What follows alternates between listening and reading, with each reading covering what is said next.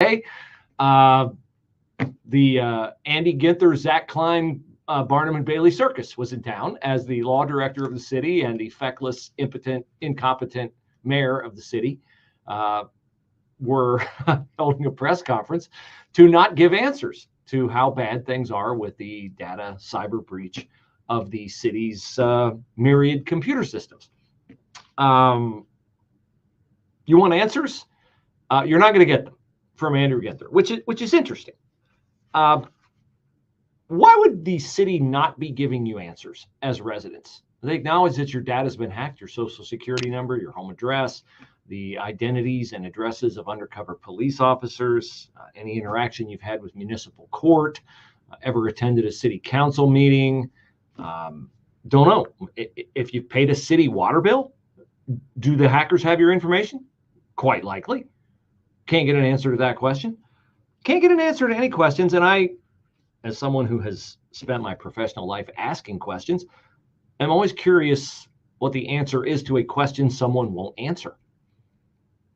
It's not as if Andrew Ginther disclosing the depth and breadth and impact of the data breach will keep the FBI and other investigating agencies from finding out who did this.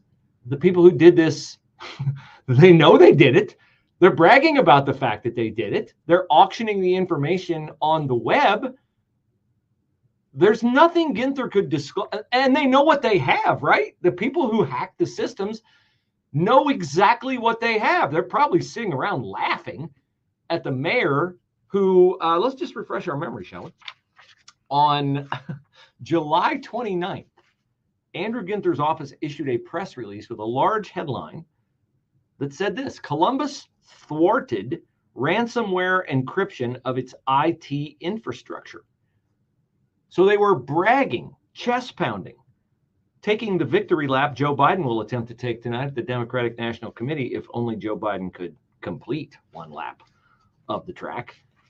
But Andrew Ginther was bragging in his official press conference. Oh, we thwarted it. He said that the attackers attempted to, this is a quote, attempted to disrupt the city's IT infrastructure in a possible effort to deploy ransomware and solicit a ransom payment.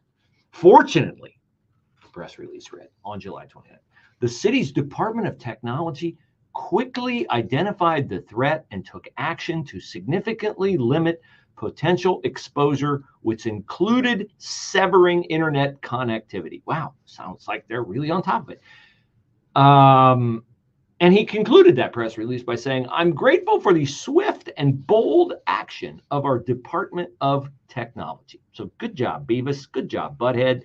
Good job, Barney, Gomer, Goober, and all the rest of you who work for our city IT department. And then 2 weeks later, on August the 13th, Andrew Ginther called in the news media to take a second victory lap. He said that, well, why should I read it to you when you can hear it from the mayor's own mouth? This is what he said on August the 13th. I can now share that the personal data that the threat actor published to the dark web was either encrypted or corrupted. The majority of the data obtained by the threat actor is completely and totally unusable. The threat actor claimed to have 6.5 terabytes of data, but our forensics indicate they have far less. Oh, far less. We believe that the screenshots of the data files are the most compelling asset they had, but that sensitive files were either encrypted or corrupted, making them totally unusable. So all you domestic violence victims out there who fear that your domestic abuser might be able to go on the web, since Columbus wouldn't pay the, and this is the really, really, really important fact for you to remember, the city would not pay $1.66 million in Bitcoin to get the data back. They would not pay it. Okay, I get it. You don't want to negotiate with terrorists. You don't want to incentivize this. But at some point in time, it becomes a balancing act, does it not? Do we want 500,000 or more Columbus residents, including the identities of undercover police officers and victims who've been through court? not just the criminals. I really don't care if their data gets hacked, although I certainly care. This includes people who've had an interaction with municipal court. You know what an interaction with municipal court is? A speeding ticket, a stop sign. That's an interaction with municipal court. Now, if you're Devon Blair and you beat your girlfriend to death and Michael Holbrook lets you out of jail, I don't really care if Devon Blair's personal information is out there, but I care if you run a stop sign and you get arrested for speeding, or you pay your water bill and your information is out there. But Andy says it's encrypted and totally unusable. Why did he say that? Because right after he said it, and a rare thing happened. A very rare thing happened. An outbreak of actual journalism ensued, and television stations in town, not the Dispatch, although we're getting to their loss of patience with the mayor in a second. Television stations in town went out and found their own cybersecurity experts who said, oh, let me tap a few keys here on the keyboard. Oh, look at this. I got all this data. And so the TV stations, again, breaking new ground, practicing actual journalism, went to the mayor and said, hey, what about this? And Andrew Ginther, on Wednesday of this past week, after saying on Tuesday that it was all encrypted and totally unusable, he had to amend his Tuesday statement. He said, I shared information that had been verified through our cybersecurity investigation. This information was shared in good faith. It was based upon rigorous investigation and reliable sources and was shared in an effort to offer transparency into the events of the past week. Here comes the but. We are now aware that an individual has come forward with information. We are pursuing this information. In other words, the cybersecurity expert said, no, they're wrong. They're a bunch of buffoons. They don't know what they're talking about. Here's the data. Take a look. And the TV stations, and I have lauded all three.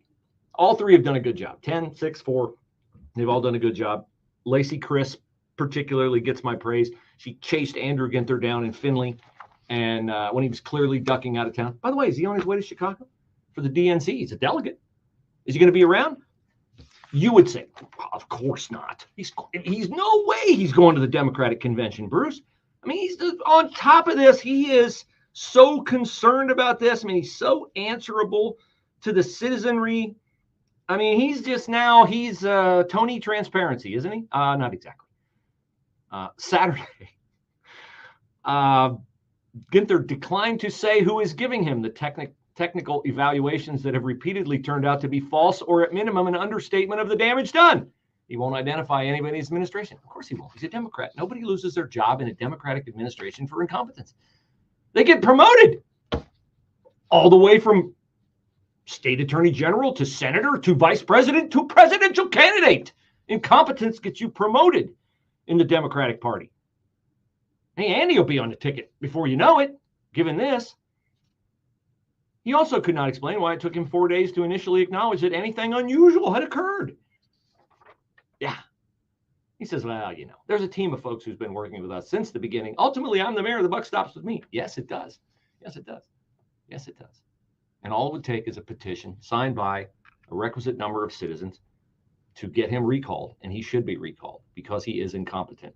And you know what? I used to think there's no way that would happen. And then I'm reading the 2 stories in the Dispatch today. And one, we get all the way to the end of the story and it's dropped in to a sentence, but it's significant because it says something about the city council, and it says the city council is all Democrat. And then in the other story, it says that Andrew Ginther and Zach Klein are both Democrats. It seems like the tea leaves are saying from the Columbus Dispatch, hey, we've been hands off, don't disparage, do not break glass in case of emergency coverage of your awful administration as crime has escalated and murders have escalated over the years. And you got 4 of the top 5 murder totals. We've looked the other way. We're not looking away anymore because now our data's been hacked.